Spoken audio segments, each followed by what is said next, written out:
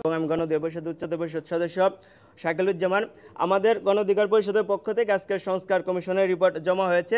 আমাদের যে বক্তব্য, আমরা যেটা বলছি, অন্তর্বর্তীকালীন সরকারকে জাতীয় সরকারের রূপদান করে সংবিধান সংস্কার করা এবং সংস্কারকৃত সংবিধান এর অধ্যাদেশের মাধ্যমে সেই সংস্কৃত সংবিধানকে মাধ্যমে আগামীর যে জাতীয় নির্বাচন, সেই জাতীয় নির্বাচন অনুষ্ঠিত হবে। আরেকবার বলছি, আমাদের যে অন্তর্বর্তীকালীন সরকার আছে, অন্তর্বর্তীকালীন সংস্কারের অধীনে এই জাতীয় সরকার গঠন করে এবং জাতীয় সরকার গঠন করে আমাদের যে অধ্যাদেশ গঠন করে সংস্কারকৃত যে সংবিধান, এই সংস্কারকৃত সংবিধানের অধীনে আগামীর জাতীয় নির্বাচন অনুষ্ঠিত হবে। আমরা বেসিক কিছু বিষয় নিয়ে আপনাদেরকে একটু জানাচ্ছি। সেটা হচ্ছে, আমরা যে নারী আসনের ক্ষেত্রে যে 100 আসন যে প্রস্তাবনা করা হচ্ছে, আমরা সেটির সাথে একমত।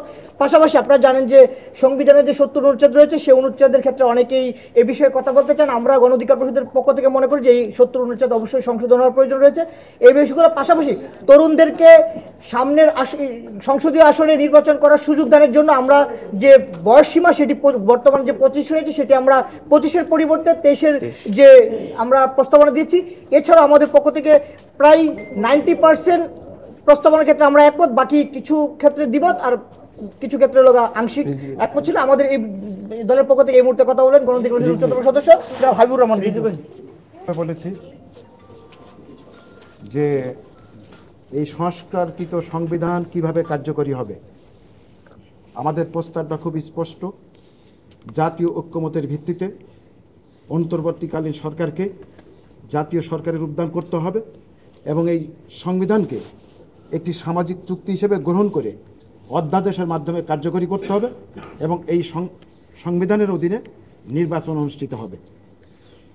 দ্বিতীয় বিষয় হচ্ছে যে আমরা রাষ্ট্রের যে মূলনীতির ক্ষেত্রে আমরা যে কথাটা বলেছি, সাম্য, মানবিক মর্যাদা, সামাজিক ন্যায় বিচার, গণতন্ত্র এবং ধর্মীয় সম্প্রীতি।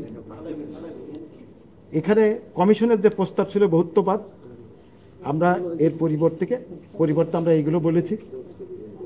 আর আরেকটি বিষয় হচ্ছে খুবই গুরুত্বপূর্ণ, সেটা হলো যে নির্বাচন কমিশন এবং অন্যান্য যে বিষয়গুলো সাংবিধানিক প্রতিষ্ঠানে পরিণত করার কথা বলা হয়েছে, এবং এই কমিশনের একটি প্রস্তাবকে আমরা খুবই অভিনন্দন দিয়েছি আমাদের দলের পক্ষ থেকে, যে এনসিসি, যা ন্যাশনাল কনস্টিটিউশনাল কাউন্সিল, এই চিন্তাটাকে আমরা খুব অভিনন্দন জানিয়েছি এবং আমরা অনেক ক্ষেত্রে আমাদের প্রস্তাবে এনসিসির উপরে অনেক ক্ষমতায়নের কথা আমরা বলেছি। এই হলো আমাদের মূলত দৃষ্টি।